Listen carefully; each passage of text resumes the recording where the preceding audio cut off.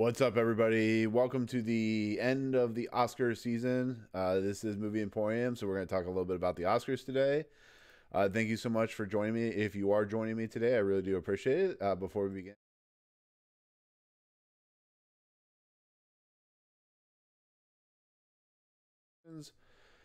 so that was a pretty uneventful Oscar ceremony. It was not surprising at all.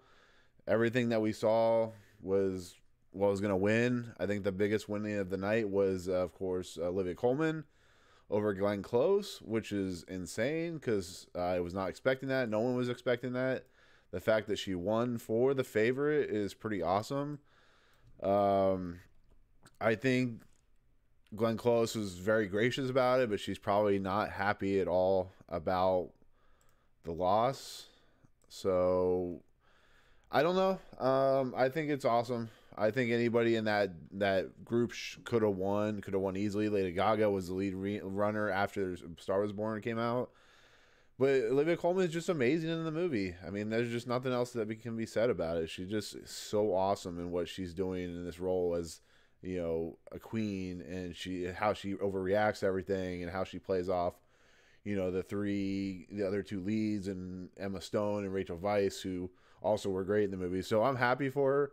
I'm glad she won. I feel bad for Glenn Close, but Glenn Close is a legend. She's had many great opportunities in her career. So, but yeah, it was pretty standard. The only thing that really makes me mad, and it makes probably a lot of people mad, is the fact that Green Book won Best Picture. I enjoyed the movie.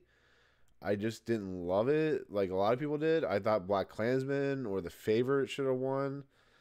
Uh, I don't know what the obsession was with Green Book. I don't know why it's so well beloved, but I mean, I like Peter Farrelly. I like what he's done in the past with like Dumber and Dumber and all the movies that he's done. Man, it just has so much controversy behind it between the parents of the Mahershala Ali character. I don't know. I feel like there's so much that could have been more well respected, more nominated, more best acting ability. I don't know. I mean, I'm gonna run actually the Mahershala Ali speech, which I'm gonna run right now, was actually pretty potent. It was pretty nice. He did a nice job with, just reaching out. He's talking about what the Oscars is about this year is about diversity, about how the black culture has been given a lot of flack recently, has been going through a lot of shit, and it's just I don't know. And then you had the Viggo Mortensen thing when he said the N word, but Mahershala Ali was actually quite good in it, but it just I don't know. He was definitely gonna win it.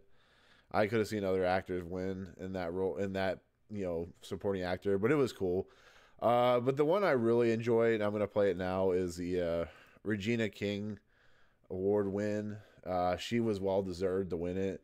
I love what everybody was doing in If Beale Street Could Talk, and I think this movie got severely disregarded for the Oscars. I think this is Barry Jenkins' best movie, better than Moonlight. I think it was an amazing looking movie.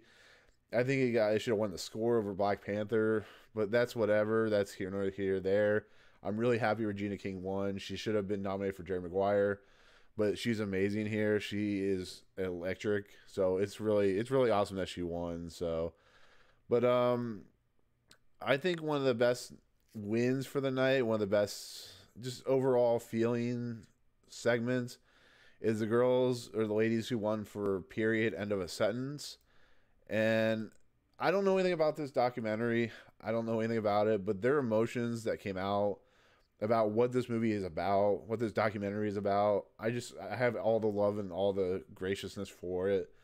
I mean, they deserve that win. So it's awesome to see somebody like this win, because yeah, you're going to have your big Hollywood Oscar, picks and big Hollywood Oscar nominations. But to see documentary shorts or see stuff like Free Solo win, just see stuff like that, even though Won't You Be My Neighbor she didn't get nominated, which still is a crime to me. It's just nice to see these people win, these groups of people win, because these kinds of things are so overlooked. We never get to see them because they're never playing anywhere. And then when we get to see it finally it does show up, here I live in Florida, and it shows up at the Enzion. But it's stuff like this is so overlooked, and thank God it's on Netflix, so now I can check it out and see what it's really like. Apparently, it's like 25 minutes long, so I'm definitely gonna go take a look at it. But let's go through Ruth Carter, won for Black Panther for costume design, and she's originally worked with Spike Lee, so it's really cool to see her get an Oscar nomination. This was my favorite segment of the night because we have um, Brian Tyree Henry and um,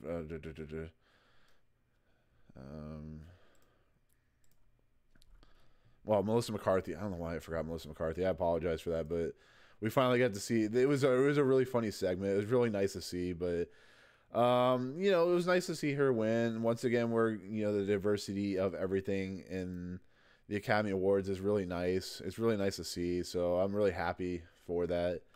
I was not really excited to see Bao win for Best Animated Short because that is a disturbing short. I mean, it's not as bad as like the Frozen short that happened, but it's nice to see. It's nice to see her win. It's nice to see these people win for stuff like that.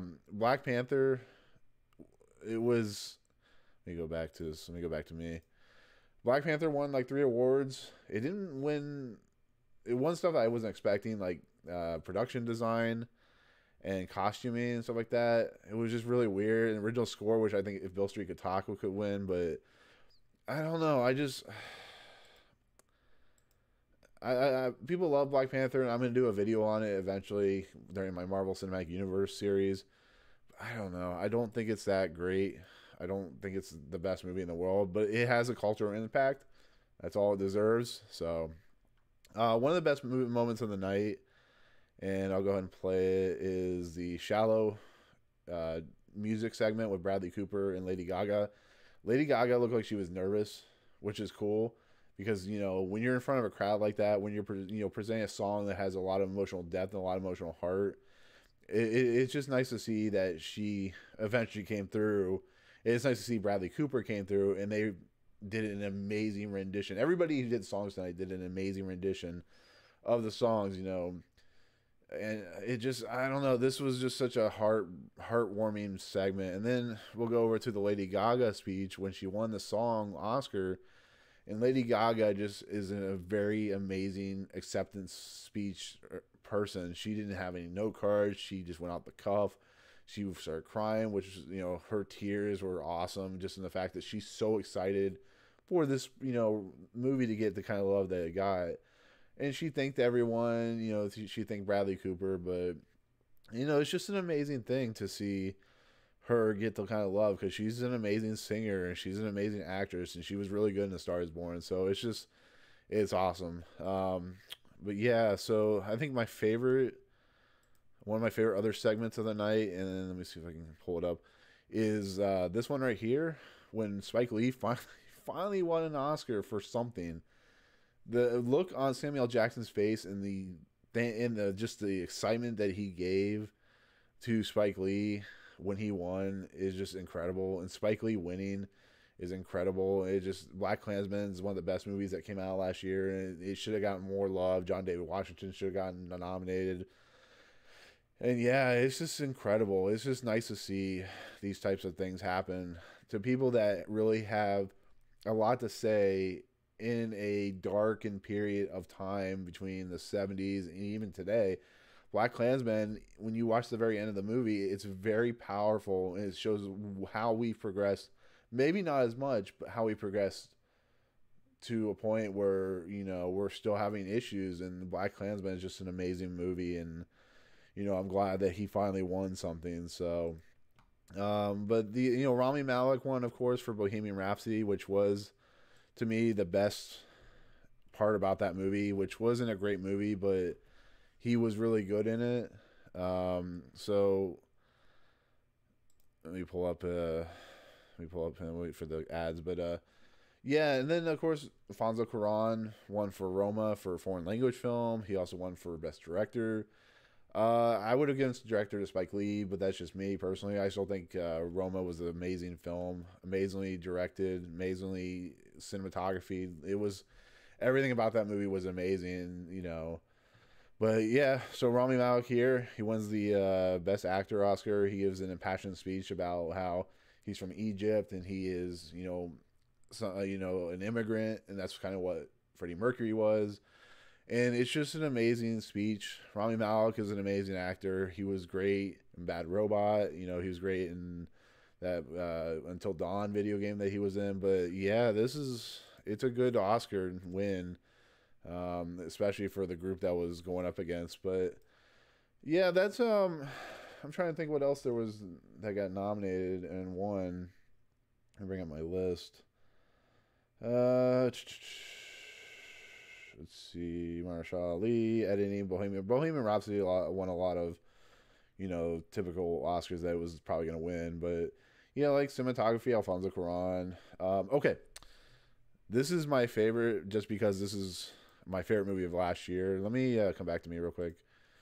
Okay, Spider-Man Into the Spider-Verse should have been nominated for an Academy Award. It should have been nominated for Best Picture. That's what I truly believe. It's literally one of the best movies that came out last year. It's an important movie. It's a movie that's going to be remembered for years to come. And you know, let me bring up the video.